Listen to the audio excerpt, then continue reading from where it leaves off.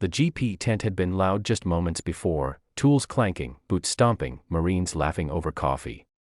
But the second the single dad lifted his head and answered the joking Marine's question, "What's your rank, old man?" every sound in the tent died. Even the generators outside seemed to pause. The Marine who asked the question blinked hard, suddenly unsure if he'd heard correctly. And the rest of the tent froze because they all realized something at the exact same time. This quiet man wasn't who they thought he was, and by the time the truth came out, none of them would ever forget him. The storm outside the forward operating base had lasted for hours, the kind of desert winds that made the GP tent flap like an angry beast. Inside, Marines rotated in and out after long patrols, warming their hands over dented heaters, catching their breath, complaining about the cold, the sand, and everything in between. No one paid much attention to the new civilian mechanic assigned to help reinforce vehicle maintenance that week. He was a quiet man in his late 30s, built strong but carrying a gentle calmness that felt almost out of place in a combat zone. His name tag read simply, Cole. Cole kept to himself, fixing Humvees with a precision that impressed even the senior mechanics. He barely spoke unless someone asked him something, worked twice as fast as the younger techs, and never raised his voice. Most assumed he was just another contracted worker trying to earn good money for his kid back home. They'd seen dozens like him, but one thing made him stand out, even if no one realized it at first. He had a presence. The kind that drew silence without demanding it. The kind that made even experienced Marines straighten up when he walked past, though they couldn't explain why. On the third evening, a group of Marines gathered in the GP tent where Cole was finishing repairs on an engine block. Someone cracked a joke about how old civilians move slower than Marines, and laughter followed. It wasn't mean-spirited, just the usual back and forth that helped everyone survive deployment stress. Then the youngest Marine in the group, Lance Corporal Diaz, grinned and asked what everyone else was thinking. "Hey, Mr. Cole, what's your rank anyway? You look like you've been around the block." "Staff Sergeant. Maybe gunny in your prime." The Marines laughed again, expecting Cole to wave it off or throw a joke back.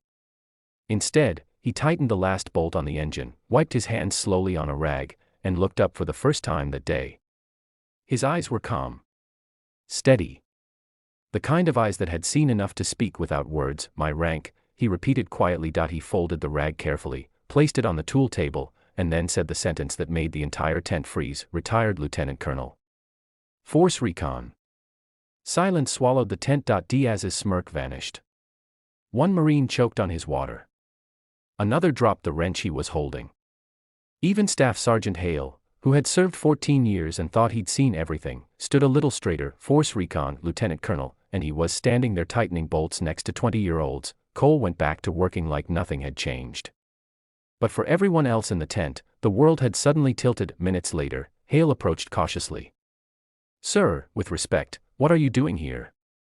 "As a contractor." Cole paused. His jaw shifted slightly. "Raising my daughter," he said. "And giving her a life where she never has to worry again." The answer was so simple, yet carried a weight that made every Marine in the room feel it. Suddenly, Cole wasn't just a quiet mechanic anymore. He was a father. A warrior. A man with a past they couldn't even begin to imagine. And this was only the beginning of the truth. After that night, everything changed inside the GP tent. Respect wasn't demanded, it flowed naturally.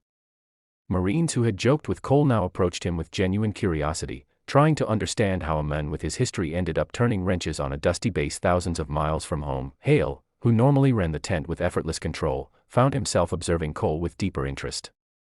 There was discipline in how Cole stood, folded tools, even how he breathed.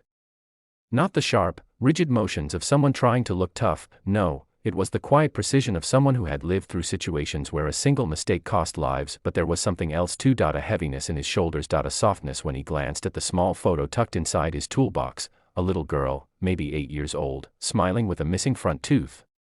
His daughter, Harper. One afternoon, while the winds eased and the tent settled into rare quiet, Hale approached him with a question no one else dared to ask. "Sir, forgive me, but if you don't mind, why leave the Corps? A recon officer with your record, you could have gone all the way." Cole didn't answer immediately. He finished tightening a set of bolts, set the wrench down, and sat on the edge of the workbench. For the first time since arriving, he looked tired. Human. Vulnerable. "I didn't leave the Corps," he said softly. "The Corps asked me to take a break. And life made sure I didn't come back."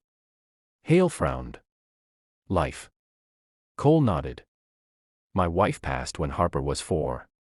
She needed a parent, not a voice on a screen halfway across the world. The tent stayed silent, no jokes, no noise, just the hum of distant generators. I gave the Corps everything I had, Cole continued.